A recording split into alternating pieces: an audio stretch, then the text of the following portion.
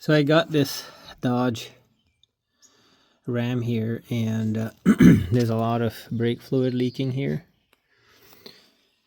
Without opening the brake caliper, I see brake pads have gone.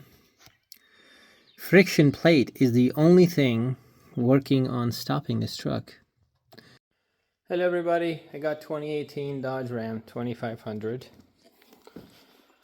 The car came in with a leaking brake fluid right there.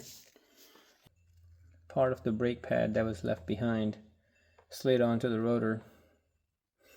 So at this point I'm going to try dismantling this and see what's going on. Most likely we're going to need a new caliper, brake pads and rotor, because I can tell rotor's been grinding pretty bad. If this is the case on this side, the other side is not that far behind. Most likely you have to replace both sides, rotors and pads, at least one caliper, and to address this issue here. I just disconnected the brake line, connected to the new caliper I got, so I don't have any more dripping brake fluid. Let's pick the caliper out. Here we go. Let's see this way. Brake pad is stuck. There we go. Don't know how long this has been doing.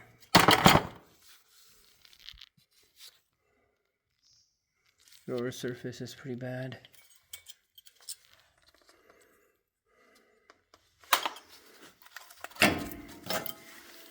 Front of the pad's not bad. So I'm gonna open this bolt and that bolt on top.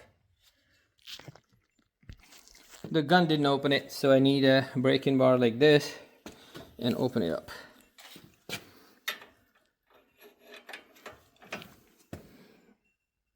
There you go. Just got the rotor out, and this rotor is in very bad shape. This truck was seconds away from major accident. But anyway, we're gonna put new rotor back in. Just got a new rotor on here. Let's install the new caliper bracket that came with our reman caliper. New bracket we got here.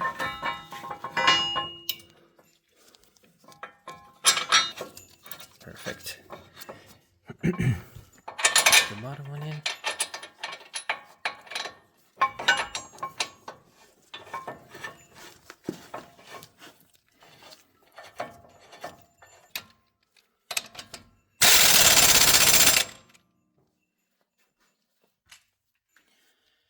You do have to torque this stuff down. Let's get the brake pads on. Make sure the clips are pointing outside. Both hands. So you gotta line. Make sure this clip sits right here. Brake pad lines up. Make sure you twist the brake pad this way. Slide it in and push.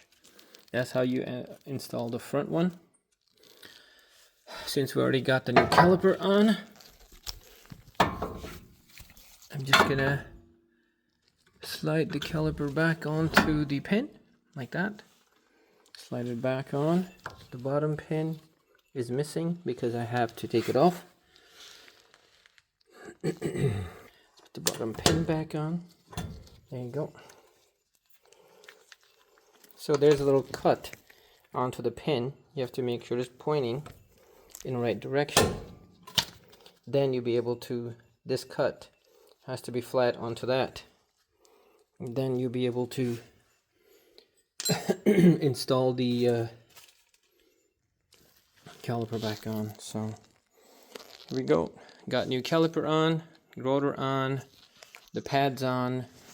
Next thing is we get a bleed. So one thing I do first is I do gravity bleed. He's just gonna open this and wait till the fluid starts dripping off. Let's open this guy.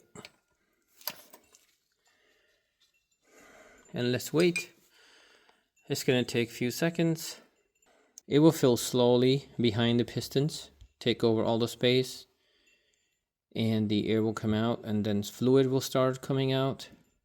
Once it starts to come out, you can just tighten it a little bit, do like back and forth and then make sure it's full of fluid when it comes out, no more air bubbles. So right now I'm just gonna wait. While you wait, I can hear the air bubbles popping out. So here you go. The fluid has started to come out. What I'm gonna do is close it a little. You see that bubble? Just continue to do that.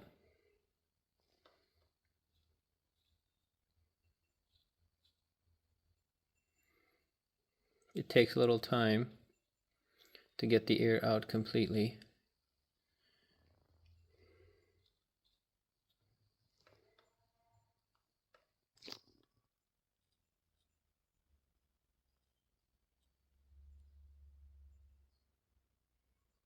Right here, wait a few seconds. What it does is build up pressure behind the nipple. When you open it, you will notice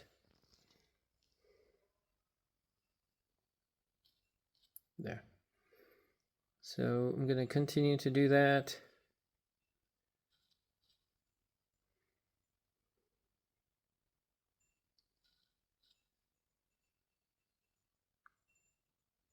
Almost there. Another thing you can do is open this bolt, lean the caliper, slide a bit forward if the air completely doesn't come out. In my case, I think it's all done. I'm gonna go check the pedal and start working on the other side. Thanks for watching, everybody. This is what it takes to replace the caliper, rotors, and pads on a 2018 Ford F-250, 6.7 liters. It's a very easy process, just requires a little patience. To get to these bolts, you do need a braking bar, and then once you install them, make sure you tighten back up with the braking bar as far as you can. If you torque wrench, torque it down to the torque specs, but if you don't, braking bar will do just fine.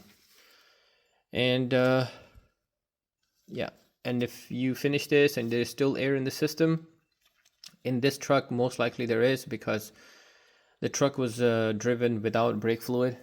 I'm gonna end up bleeding the entire system.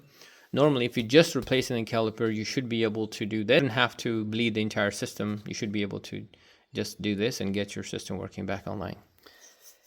Thanks for watching. See you in the next video. And please like and subscribe. Take care. Bye.